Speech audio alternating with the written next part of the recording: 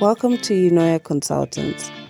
Watch this video on how you can customize your currency symbol to a currency symbol you do not find under accounting or currency. You might be in a country where it has a unique symbol that you do not find under the listing, as you can see.